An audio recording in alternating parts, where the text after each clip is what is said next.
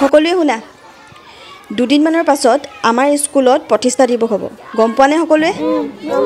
তো তোমালোক সকলোৱে ৩০০ টকাকৈ ঘৰৰ পৰা লৈ আহিবা, বুজিছা? কি হ'ল, কোনেও মাত মতা নাই যে? ৰশ্মি বা, মই কিবা এটা ক'ম বুলি ভাবিছোঁ। অ' এনি, কোৱা, কি ক'বা?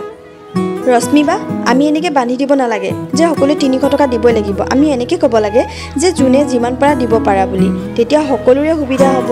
কাৰণ সকলোৱেতো ৩০০ টকাকৈ দিব নোৱাৰিব ন। এনি, তোমালোকৰ ঘৰৰ পৰা যদি তোমালোকৰ মা দেউতাই দিব নোৱাৰে তেতিয়াহ'লে ঠিক আছে, নেলাগে দিব। বাকীবোৰেতো দিব পাৰিব ন। মই বাকীবোৰৰ কাৰণে কৈছোঁ, মই মোৰ কাৰণে কোৱা নাই। আচ্ছা, তোমালোক সকলোৱে কোৱা, দিব পাৰিবানে? যদি দিব নোৱাৰা তেতিয়াহ'লে মই কি কৰিম সেইটোতো ভালকৈ জানা তোমালোকে।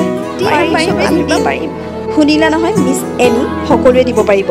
চবেই দিব পাৰিম বুলি কৈছে এই কাৰণে, কাৰণ তুমি সকলোকে ভয় খুৱাইছা ন। ভয় খুৱাইছোঁ? মই আকৌ কি ভয় খুৱালোঁ হে? আকৌ এবাৰ কোৱা, কি ক'লা? এনি কি ক'লা? আকৌ এবাৰ কোৱা। যিটো শুনিছা সেইটোৱে কৈছোঁ মই। এক মিনিট, কি হৈছে ইয়াত? মেম, দুদিনমানৰ পাছত আমাৰ স্কুলত প্ৰতিষ্ঠা দিৱস আছে, সেইকাৰণে মই চবকে কৈছোঁ যে তোমালোকে ঘৰৰ পৰা ৩০০ টকাকৈ লৈ আহিবা। কিন্তু এনিয়ে মানা কৰিছে চবকে দিবলৈ। এনি মেম, মই কৈছোঁ যে কি প্ৰতিষ্ঠা দিৱসৰ কাৰণে ৩০০ টকাকৈ যে আমি দিবই লাগিব সেইটো বান্ধি দিব নালাগে। কাৰণ সকলোৱেতো দিব নোৱাৰে ন, সকলোৱে ঘৰৰ পৰা ৩০০। সেইকাৰণে ক'লোঁ। আৰে মেম, সকলোৱে দিম বুলি ক'লে।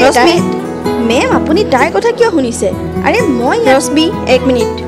এনি এতিয়া কোৱা, এনি কোৱা, মুখেৰে মাত কিয় ওলোৱা নাই মেমৰ আগত? কোৱা। আচ্ছা ঠিক আছে, তোমালোক সকলোৱে কোৱা, তোমালোকে দিব পাৰিবানে? মেম, আমি প্ৰতিষ্ঠা দিৱসৰ দিনা নাহোঁ। কিয়? মেম, পইচা দিব নোৱাৰোঁ। মেম, ময়ো নোৱাৰোঁ দিবলৈ। আচ্ছা ঠিক আছে, চবেই পঢ়া। এতিয়া মোৰ কথাটো শুনা। ৰশ্মি বাই যিটো তোমালোকক ৩০০ টকা দিবই লাগিব বুলি কৈছে সেইটোতো কোনো বাধ্যতামূলক নহয়।